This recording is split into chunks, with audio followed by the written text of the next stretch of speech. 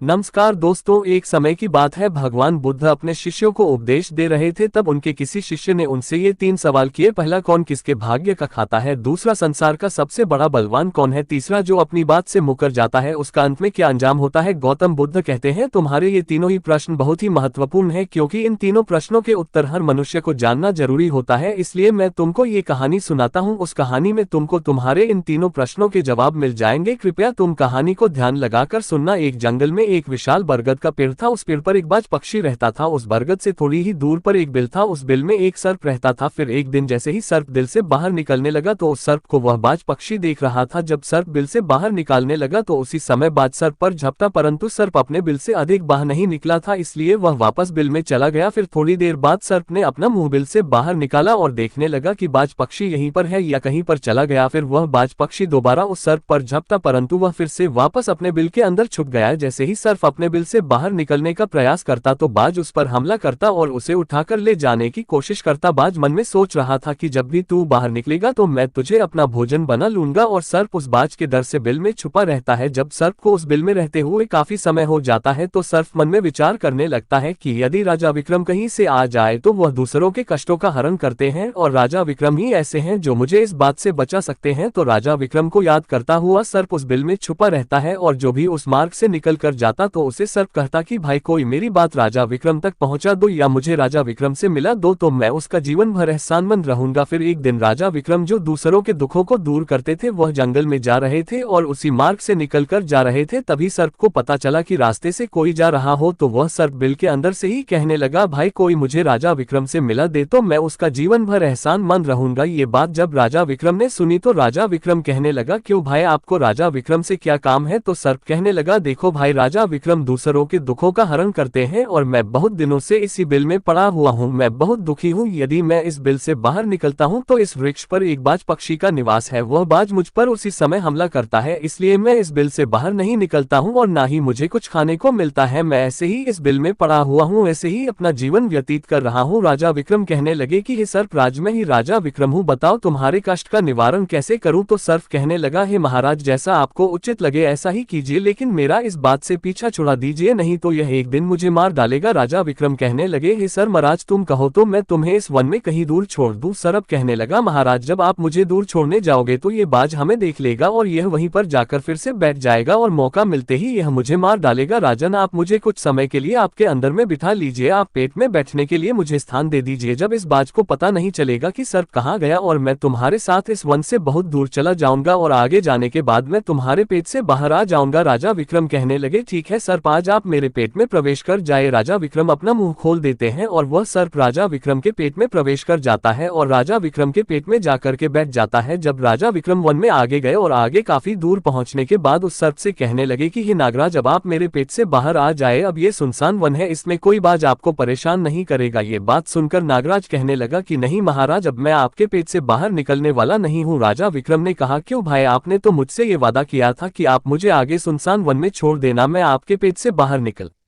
जाऊंगा। अब क्या हुआ, सुनसान वन आ गया, अब आप बाहर निकलिए। सांप कहने लगा कि देखो महाराज, जैसा रहने का आनंद आपके पेट में है वैसा उस बिल में नहीं मिलता, अब मैं तुम्हारे पेट से कभी बाहर नहीं निकालूं। राजा विक्रम मन में सोचने लगे कि यह तो बड़ा ही दुष्ट सर्प है, अब मैं क्या करूं? और उसके जहर के प्रभाव से महाराज विक्रम का पूरे शरीर से कोट फूटने लगा। महाराज विक्रम के शरीर से कोट निकल आया। राजा विक्रम मन में सोचने लगे कि अब मैं यदि राजधानी को वापस जाऊंगा तो यह अभी संभव नहीं है, क्योंकि मैं इस वक्त खोड़ी हो गया हूँ और मुझे इसी वन में रहकर इस नागराज से भी छुटकारा पाना है। ये सोचकर महाराज विक्रम एक पेड़ के नीचे झोपड़ी बनाकर सो जाते हैं। उनके शरीर से को टपकने लगा और बदबू आने लगी जो कि सर्प का जहर था। सर्प कुंडली मारकर राज विक्रम के पेट में बैठा हुआ था। राजा विक्रम उस वन में पड़ी हुई एक कोड़ी की हालत में है। अब इधर उन्हीं के समय एक प्रसिद्ध जनपद था श्रावस्ती, और श्रावस्ती नगरी के महाराजा थे ताम्रध्वज। महाराज ताम्रध्वज की 3 पुत्रियां थी और राजा ताम्रध्वज बड़ा अहंकारी और बड़ा ही अभिमानी राजा था। फिर एक दिन उसने अपनी तीनों बेटियों से पूछा कि बताओ बेटियों, तुम किसके भाग्य का खाती हो? फिर उनमें से 2 बेटियां तो राजा के डर से कहती है कि पिताजी हम तो आपके भाग्य का ही खाते हैं, परंतु उनमें से राजा की एक चित्ररेखा नामक बेटी थी। वह चित्ररेखा अपने पिता ताम्रध्वज कहती है कि नहीं पिताजी, मैं किसी के भाग्य का नहीं खाती हूँ, मैं तो केवल अपने ही भाग्य का खाती हूँ। उस बेटी की बात सुनकर राजा को बहुत क्रोध आया और राजा ने उसी समय नाय और ब्राह्मण को बुलाया और नाय और ब्राह्मण से कहने लगा कि इन दोनों बेटियों का रिश्ता तो आप किसी राजा के यहाँ करके आइए, और जो ये बड़ी वाली बेटी है इसका रिश्ता किसी कूड़ी कलंक की या जिसके हाथ पैर नहीं हो उसके साथ करके आइए। फिर राजा का आदेश मिलते ही नाय और ब्राह्मण उन तीनों बहनों का रिश्ता करने के लिए चल देते हैं। उन्होंने राजा की दोनों छोटी बेटियों का रिश्ता तो राजवंशों में कर दिया, परंतु तीसरी बेटी के लिए वर ढूंढते ढूंढते हुए उसी वंश से निकाल कर जा रहे थे जिस वन में राजा विक्रम अपनी झोपड़ी में कोड़ी के रूप में पड़े हुए थे। उनके शरीर से कोढ़ बह रहा था, तो राजा विक्रम को देखकर नाय और ब्राह्मण आपस में कहने लगे कि इससे अच्छा तो कोई व्यक्ति हमें नहीं मिलेगा, इसलिए इसके साथ ही राजा की लड़की का संबंध करके चलते हैं। फिर राजा विक्रम के साथ नाय और ब्राह्मण ने राजा ताम्रध्वज की लड़की चित्ररेखा का विवाह तय कर दिया और राजा ने भी बहुत जल्दी ही चित्रलेखा को उस वन में ले जाकर कि वहीं उस खड़ी राजा विक्रम के साथ उसका विवाह संपन्न कर दिया। राजा विक्रम जैसे महापराक्रमी राजा समय की चपेट में आ गए और एक कुली का जीवन गुजार कर रहे थे। वह लड़की बड़ी भी पतिव्रता थी, वह अपने पति राजा विक्रम की सेवा करती थी और वह दोनों छोटी बहनें जो थी वह बड़े बड़े राजाओं के घर में गई तो वह तो आराम की जिंदगी जी रही थी, लेकिन चित्रलेखा राजा विक्रम के साथ दुखी जीवन काट रही थी। कहते हैं जो अपने नियम और सिद्धांतों पर रहता है और जो धर्म का पालन करता है, ईश्वर हमेशा उसे सुखी रखना ही पसंद करता है, भगवान उसे हमेशा आनंद प्रदान करता है। इसलिए जब उस झोपड़ी में रहते रहते चित्ररेखा को राजा विक्रम के साथ बहुत दिन बीत जाता तो उस झोपड़ी के पास एक पीपल का वृक्ष था और उस वृक्ष के नीचे एक दूसरा सर्प का बिल था। तो एक दिन विक्रम सो रहे थे और रात्रि का समय था और चित्रलेखा महाराज विक्रम की सेवा कर रही थी। उसी समय उस बिल से एक सर्प बाहर निकलता है और बाहर निकलकर जो राजा विक्रम के पेट में सर्प था उस सर्प से कहने लगता है, अरे दुष्ट, अपने वचन से मुकर गया, तूने तो महाराज विक्रम से कहा था कि मैं दूर वन में जाकर तुम्हारे पीठ से बाहर निकल जाऊंगा, और तो ऐसे परोपकारी राजा के पीठ में जाग करके बैठ गया। तुम्हारे जहर के कारण राजा के पूरे शरीर से कोट निकाल आया। अरे तुझे शर्म नहीं आई कि तूने कितना गलत काम किया है, क्योंकि इतने समय में राजा विक्रम न जाने कितने ही जीवों का दुख दूर करते। वह सिर्फ आगे कहता है, यदि कोई सुन रहा हो तो मैं तेरे मरने का उपाय बताता हूँ। यदि कोई गंगा जल ला करके इस राजा को पिला दे तो तेरे उसी समय शो टुकड़े हो जाएंगे और मल के रास्ते से बाहर निकल जाएगा। अब राजा के पेट के अंदर बैठा हुआ जो सर्प था वह दूसरे सर्प से कहने लगा कि तेरे जैसा भी मैंने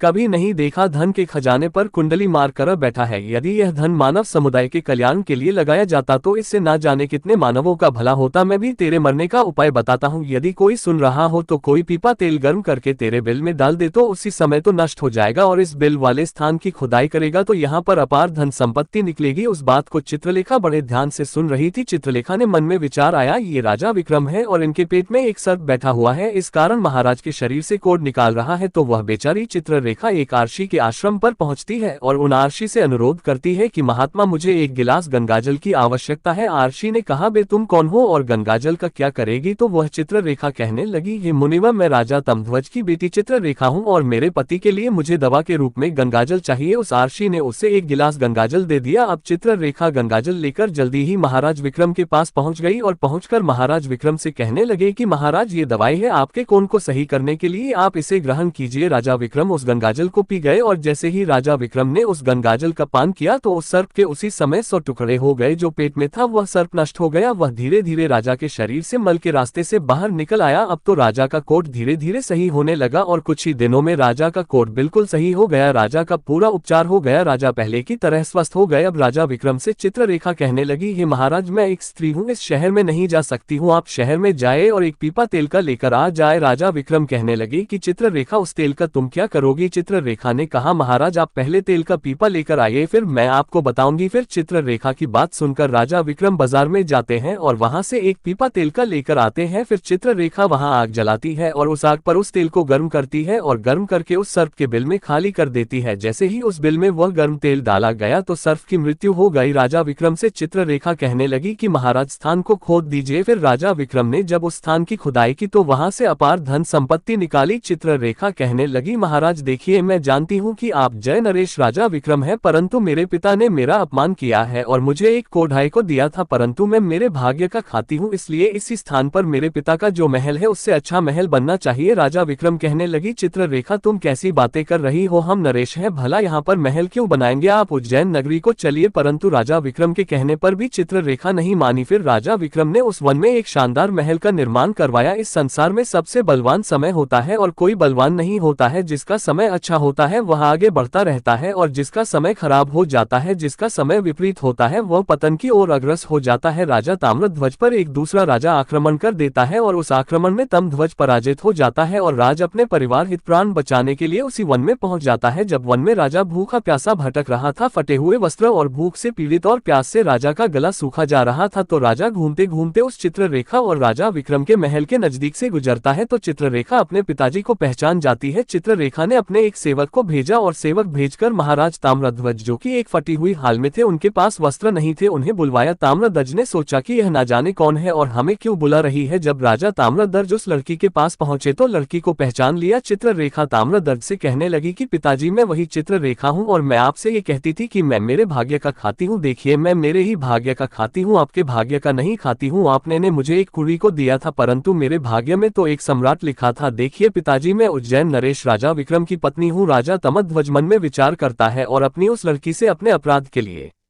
क्षमा मांगता है। इस संसार में सबसे बड़ा बलवान समय है और हर कोई व्यक्ति किसी दूसरे के भाग्य का नहीं खाता है। हर कोई यह सोचता है कि यह मेरे भाग्य का खा रहा है, नहीं, कोई किसी के भाग का नहीं खाता है। जो कोई खाता है वह अपने भाग्य का ही खाता है। हर दाने दाने पर खाने वाले का नाम होता है। आप ये ना सोचे कि हम किसी को खिला रहे हैं, आप किसी को खिलाने वाले कौन होते हैं? इस संसार को खिलाने वाला तो एक ही है और वह है भगवान शिवशंकर। जो अपनी बात से मुकर जाता है उसका अंत वही होता है। जो राजा विक्रम के पेट में बैठे हुए उस सर्प का हुआ था, अंततः वह विनाश को प्राप्त होता है। हमेशा सत्य की ही जीत होती है और अधर्मी, अत्याचारी और पापियों का अंत होता है। इस तरीके से राजा विक्रम और उसकी पत्नी चित्ररेखा ने राजा ताम्रध्वज का बड़ा स्वागत किया। वह राजा विक्रम महाराज ताम्रध्वज को अपने साथ उज्जैन ले आए और में राजा विक्रम ने अपनी सेना राजा ताम्रध्वज के साथ भेजी और जिस राजा ने ताम्रध्वज को पराजित किया था उससे अपना राज्य वापस पा लिया। जिसकी किस्मत अच्छी होती है, जिसके कर्म अच्छे होते हैं, उसे ईश्वर कहीं ना कहीं से देता है। हम और तुम तो अपने परिवार का पालन करने में भी हिचक जाते हैं, लेकिन इस संसार का पालन करने वाले को देखिए, वह पूरे संसार का हर जीव जंतुओं का ध्यान रखता है। वीडियो अगर पसंद आया हो तो वीडियो को लाइक और हमारे चैनल विपिन गडरिया 2.0 को सब्सक्राइब करें और अपने दोस्तों के साथ शेयर करें। धन्यवाद और कमेंट करके बताएं वीडियो कैसी लगी। हमें आपके सपोर्ट की बहुत आवश्यकता है। धन्यवाद।